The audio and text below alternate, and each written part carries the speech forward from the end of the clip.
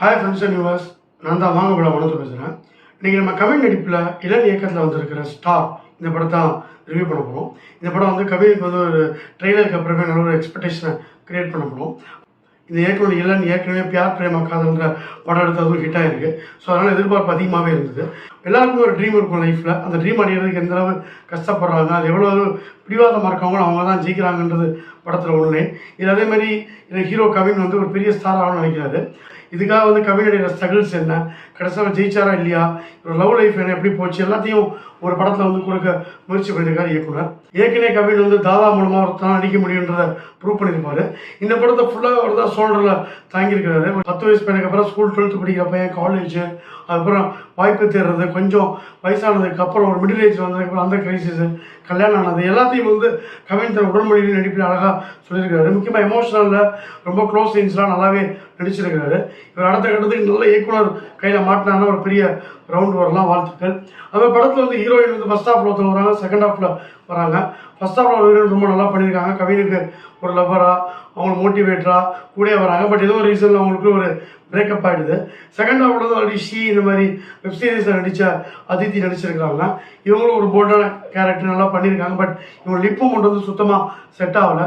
இவங்க கேரக்டர் ரொம்ப திணிச்ச மாதிரி அவங்க லிப்பு மட்டும் படத்தில் திணிக்கப்படலாம், நம்மளால் பெருசாக ஒட்ட முடியல. பட் அவங்க கேரக்டர் டுவர்ட்ஸ் எண்டு வந்து ஒரு இம்பேக்டை கொடுக்க தவறல.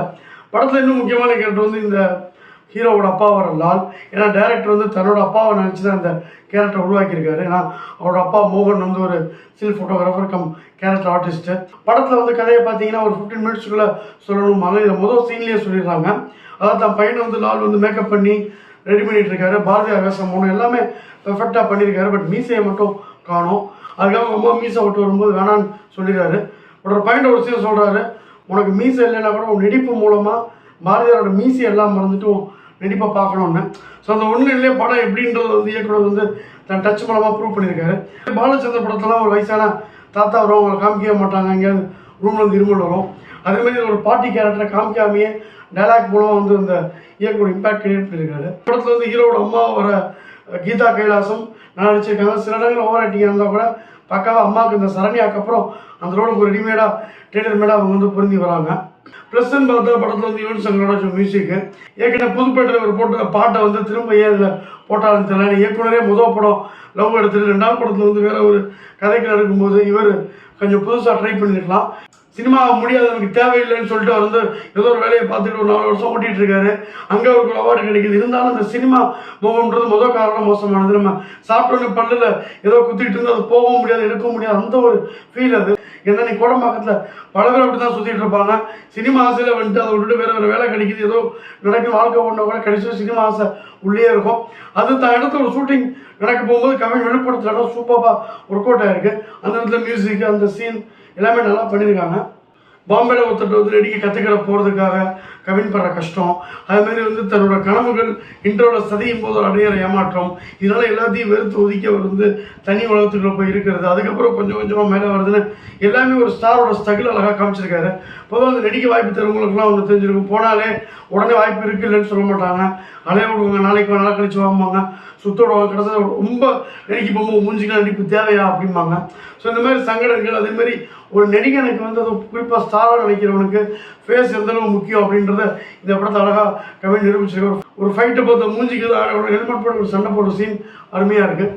படத்தில் நிறைய டைலாக்ஸ் நல்லா இருக்குது. குறிப்பாக வந்து லால் பையனை வந்தாலும் எதுவுமே முடியாதுறான்னு சொல்லி அந்த டெம்ட்டாக நெகட்டிவாக வர ப்ரொமோட் பண்ணுற இடங்கள்லாம் வந்து படத்துக்கு வந்து ஒரு ஹைலைட்டாக இருக்குது. நிறையா அப்படி ப்ளஸ் இருந்தாலும் மைனஸும் அதுக்கேற்ற மாதிரி கூட இருக்குன்னா ஹீரோவுக்கு என்ன பிரச்சனை ஆச்சுன்னு சொன்னால் அது வந்து ஸ்பாய்லர் ஆகிடும். ஹீரோ படம் ஃபுல்லாகவே செல்ஃப் சென்ட்ரிக்காக இருக்குது. ஹீரோ மட்டும் இல்லை, அவங்க ஃபேமிலியை தன்னை பற்றி யோசிக்கிறாங்க. அந்த ஒரு கட்டத்தில் ஹீரோயின் வெளில போகிறது ஒரு சரியான முடிவு மாதிரி தான் தோணுது. ஸோ இதுக்காக இன்னொரு ஹீரோயின் செகண்ட் ஹாஃபில் கொண்டு வந்து அவங்க வந்து ரொம்ப உருகி ஹீரோவுக்கு மட்டும் இல்லை, ஹீரோ அப்போ ஆப்ரேஷன் உட்பட பயங்கரமாக செலவு பண்ணி இந்த விக்ரம் படத்தில் வர ஹீரோயின் மாதிரி காமிச்சதெல்லாம் கொஞ்சம் சினிமாட்டிக்காக இருக்குது. சினிமாவோட ஸ்ட்ரகிள் எடுக்கணும்னு முடிவு பண்ணதுக்கப்புறம் கவின் எவ்வளோ நிறைய கம்பெனி ஏறி இறங்குறாரு, என்னென்ன அவமானப்படுறாரு, இது மாதிரி விஷயங்கள் நிறையா ஃபோக்கஸ் பண்ணிருக்கலாம். ஏன்னா இது இயக்குனரோட அப்பாவும் சினிமாவில் அனுபவிச்சிருப்பாரு.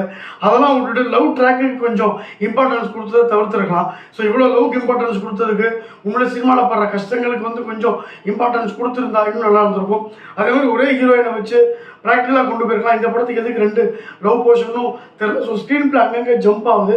கடைசியில் கிளைமேக்ஸ் ஒரு சின்ன ட்விஸ்ட்டை வச்சு இது இயக்குனர் முடிஞ்ச வரையும் சமன் பண்ணியிருந்தா கூட ஓவராலாக வந்து பெருசாக ஏதோ மிஸ் ஆகிற மாதிரி நம்ம படத்தோடு வரும்போது ஒரு ஃபீல் கிடைக்குது. கவினோட நடிப்பு, இவனோட மியூசிக்கு, நிறைய கொஞ்சம் ரெஃப்ரெஷிங்கான சீனு, அதுக்கேற்ற மாதிரி ஸ்க்ரீன் பிளே அமைச்சிருந்தா இந்த ஸ்டார் வந்து சூப்பர் ஸ்டாராக இருக்கும்.